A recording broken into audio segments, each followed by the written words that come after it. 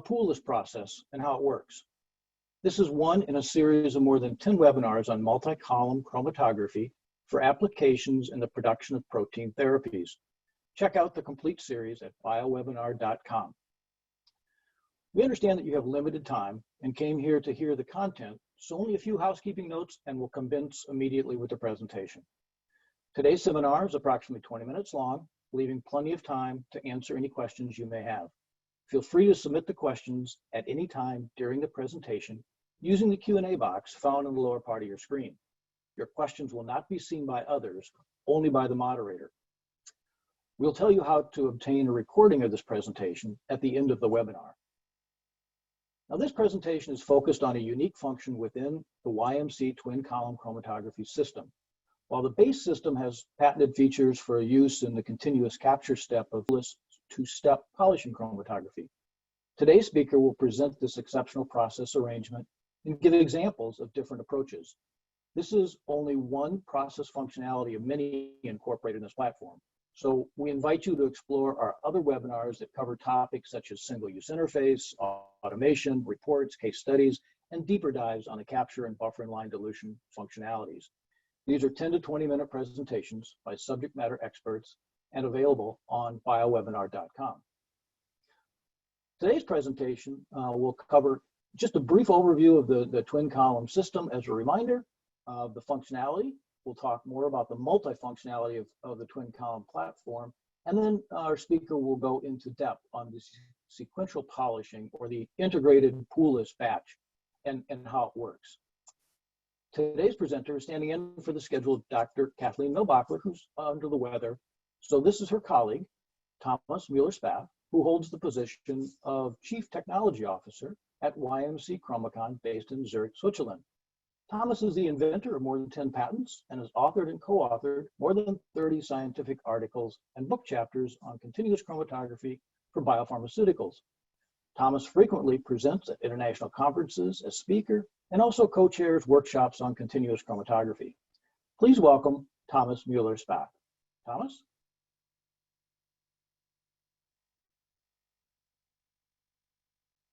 Thomas, you might be on mute.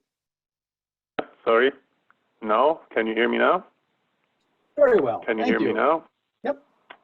Okay, very good. So thanks for the introduction, Gerard. I hope I'll be able to speak on conferences soon. For the time being, let's continue with the webinar. So this is about, as you explained, sequential polishing chromatography, a poolless process and how it works.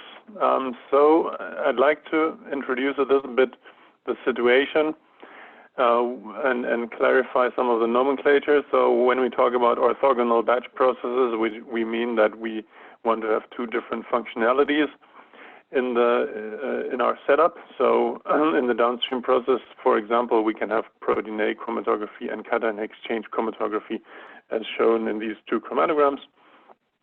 So these, as you see, one is a capture step, the other one is a polishing step. And the different modes mean that these processes are orthogonal. So now when we are integrating these processes, it means that we are running them sequentially, and we're running them without intermediate hold step. So this is shown in this graph here, or in this chart on the bottom of the slide. So here you see the two processes of the previous slide, the protein A step and the cation exchange step, linked together, so that the elute of the protein A step is loaded and to the cation exchange column, and essentially becomes the load or the feed material for the cation exchange column. So you see here these two chromatograms, one blue for protein A and one red for cation exchange.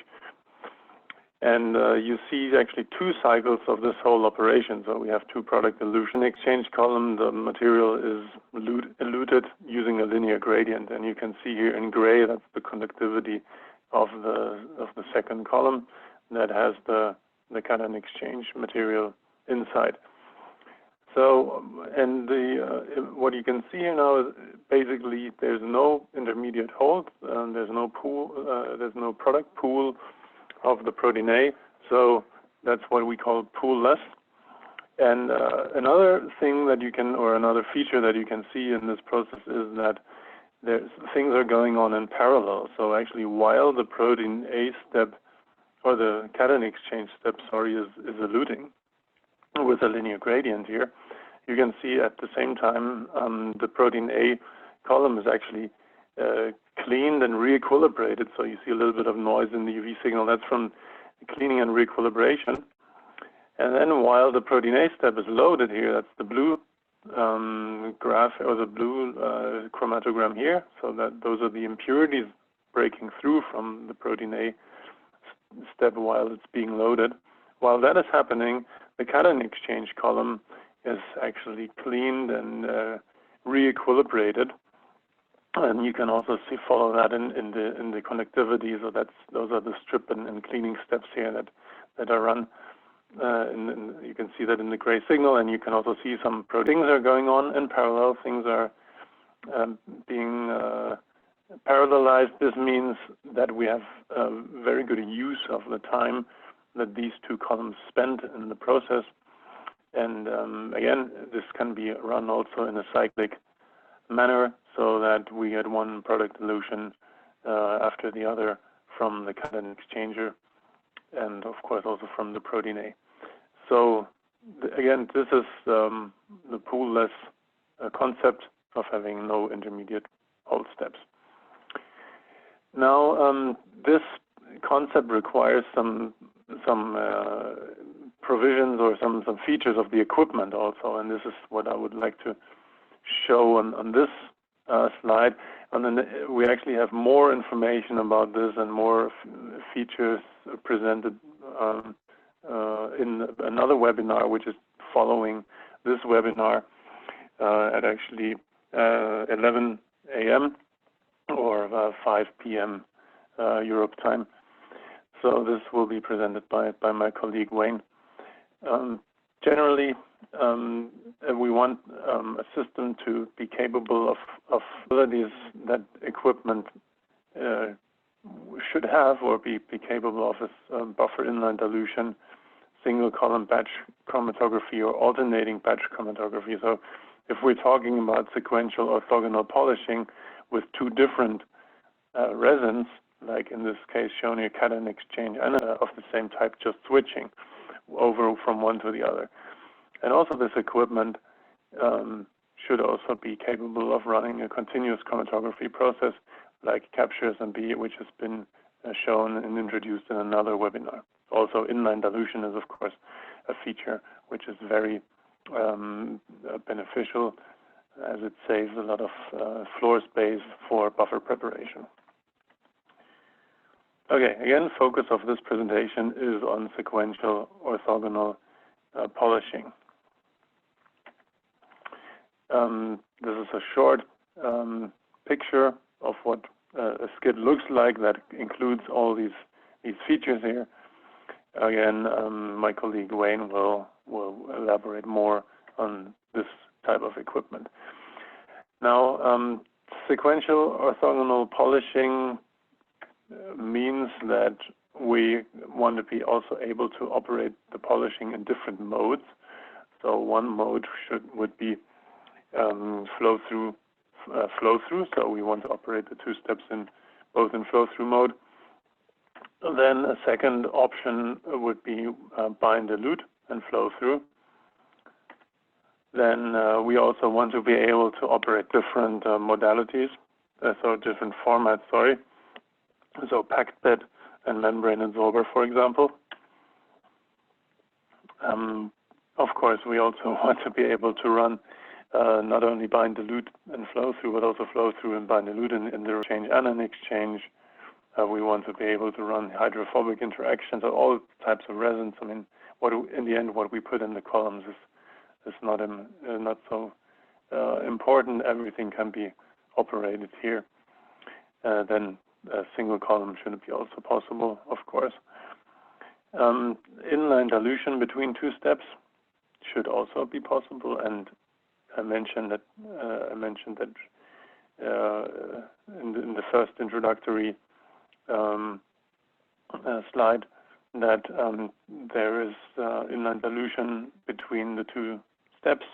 We want to have that, and it becomes even more important when we link two polishing steps together to tune the conditions between the first column and the second column.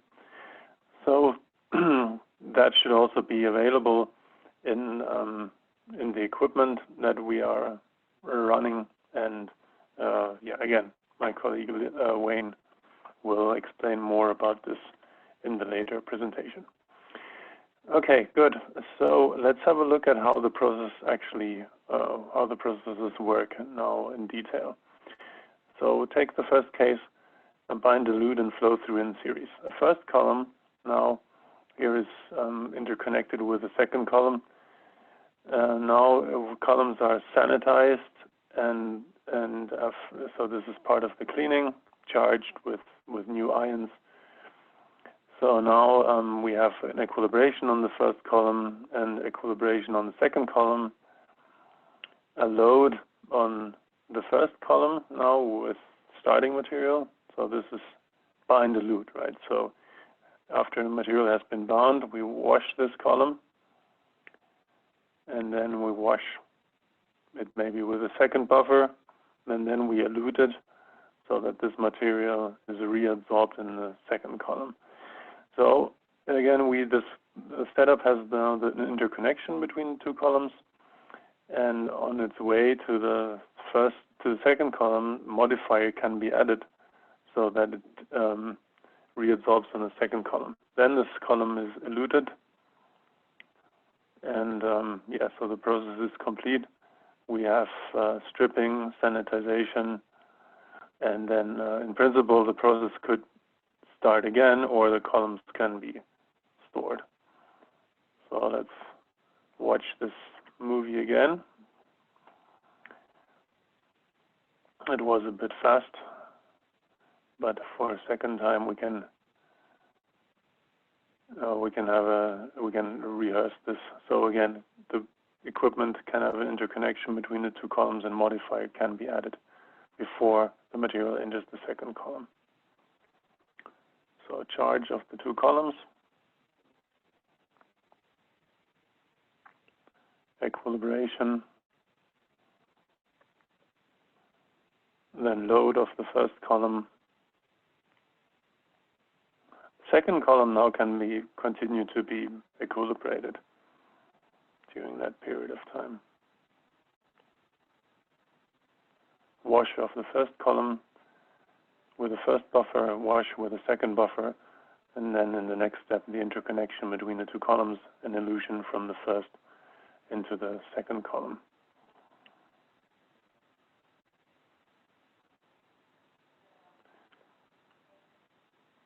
Then, of course, the second column needs to continue to be flushed so that we get elution from the second column. After all, it's a flow-through step, right? So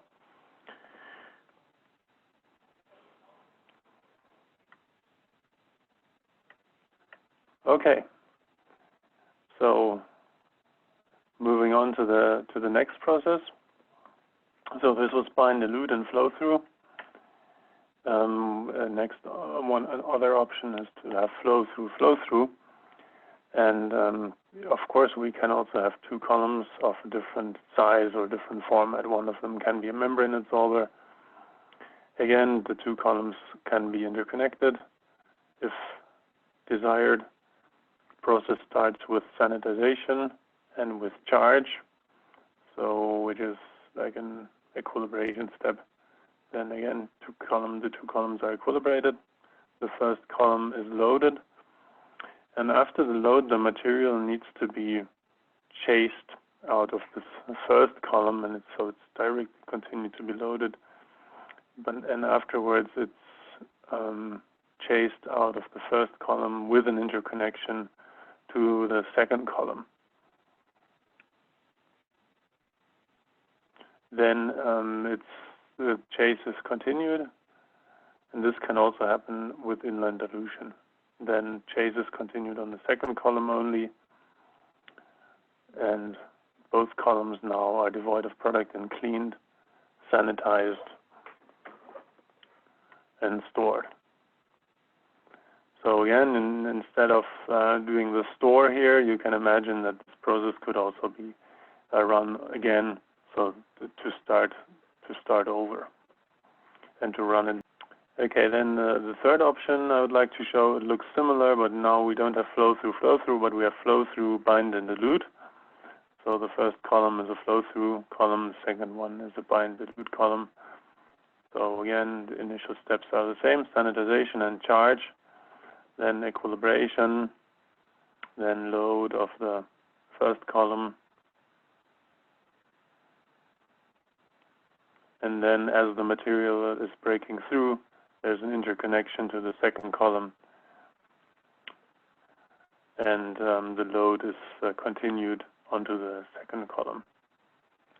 Now you can see that a modifier can also be added to make sure that this material is not breaking through directly from the next column, but it's reabsorbing actually on the next column, because we want to have here bind elute, so whatever is entering this column should remain. And then elution, that can also be a linear gradient now to recover the product. Then two columns are devoid of product, we strip them, we sanitize them, and we store them.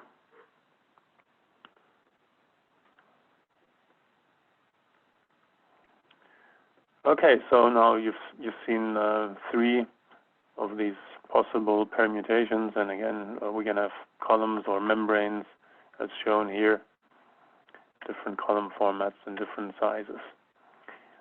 So and we have some case studies. This is one of them, showing integrated batch process, which means two functionalities in a row. Concentrations in the polishing steps are 100 gram per liter and 200 gram per liter, and you can see the change in productivity when comparing single column, so the two steps operate separately, and sequential in the poolless manner. So you can see that the productivity is approximately doubling. The productivity so is of course a function of the titer. So running single column already increases the productivity, but adding sequential or running it in a sequential mode, the productivity is double in both cases. And this while maintaining a high yield. Include any time savings due to a change over time between the unit operations. So in the ideal downstream process, we would reduce the number of pools, like you see here, and operate poolless from the front to the beginning, so from fermentation, from harvest, throughout the downstream processing in a really poolless way. And the chromatography steps actually could also be or combined, like in the case of the sequential polishing, to have two chromatography steps run in one equipment. So this means that you can have the complete downstream process in represented by two chromatography scale-up systems, like shown here, and it would allow you a system reserved for continuous chromatography, so which means for a capture SMB process, like shown here. And this setup actually has already been demonstrated in small scale. So one of the chromatography steps has been operated now in continuous mode, which means in periodic countercurrent mode. So with two columns, this is the capture SMB process, has been shown in a separate webinar and still available for viewing. Now the second, the polishing steps were operated in the second equipment, now cation exchange flow through and anion exchange flow through. This setup has been shown by ETH Zurich and by the group of Professor Morbidelli. And yeah, it was combined with a continuous fermentation setup with a perfusion bioreactor.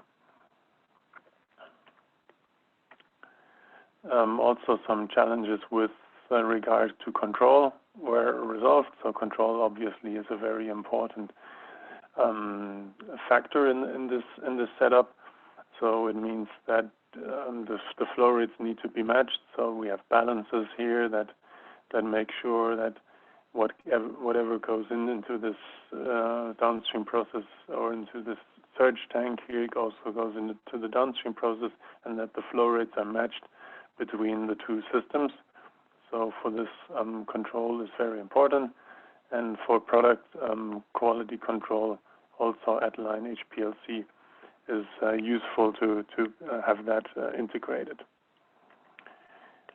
Now also, so one question we often see is, do we really need Fatbatch or perfusion, or do we need Fatbatch or perfusion upstream in order to have an efficient downstream process and in order to run this poolless downstream processing?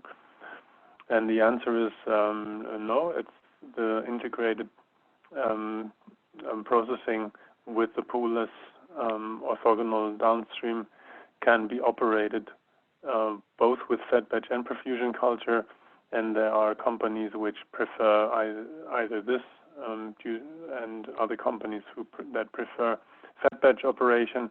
So it really depends also on the product and the stability of, and also it depends a little bit on the history and the experience of the company, and of course the facility that is available. Using capture SMB and integrated polishing will lead to a productivity increase and resin cost savings, buffer savings, product concentration increase, and overall smaller columns. Smaller columns, especially if combined with perfusion culture. But also in Fatbatch, the column size is decreased, but not to the same extent as with perfusion culture. Now I mentioned it's important to match the sizings or to match the flow rates that go through the. So here we have a twofold increase in productivity.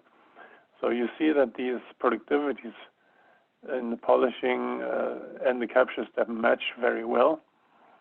So this means that there's no bottleneck in the process. So if one productivity essentially was extremely high, let's say factor 10 or factor 100 increase in productivity in this step, it would mean that this step would have to wait until material of this first step is available.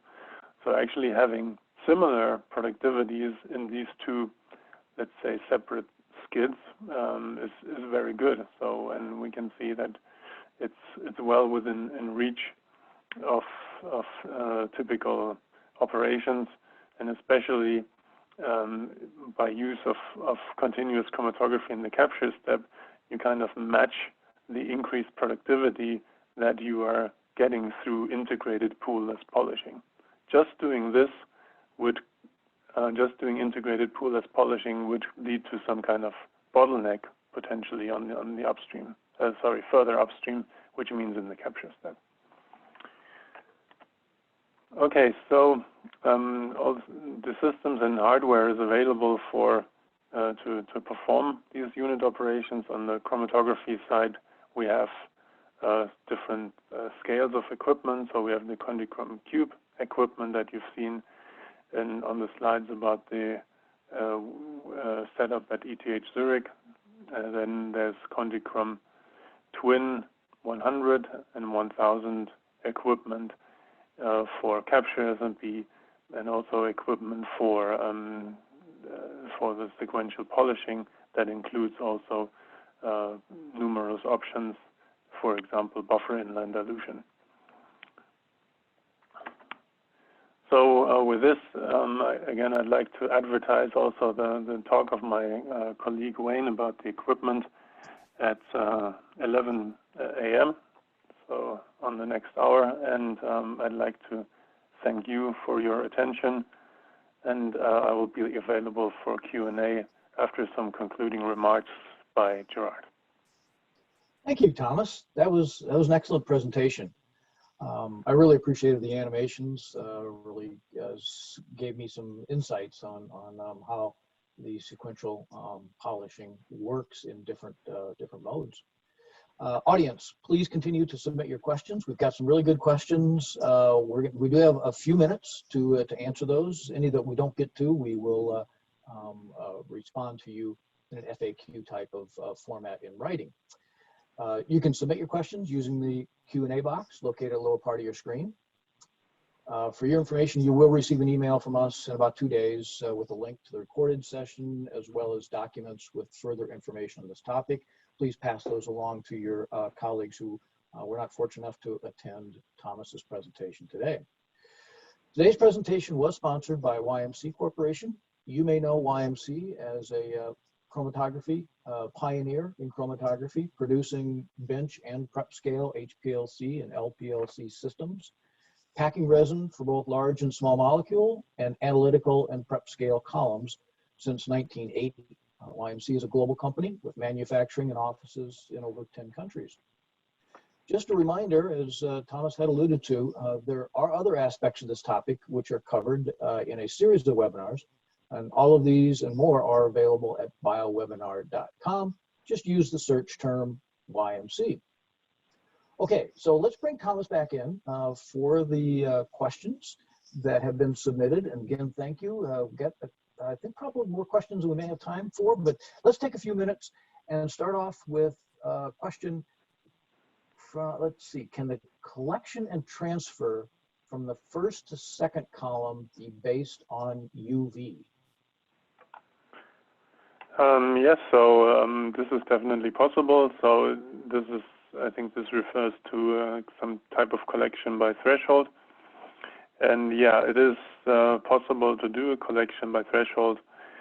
It's the second column will essentially have a reserved slot in its sequence, so in its operation, so that whenever this peak is coming from the first column, it's ready to be loaded, or it can be directly loaded onto the second column within that reserved time period. Very good. And I think this question kind of overlaps with that question. Is there conductivity UV behind each column? Yeah, so that's definitely the case.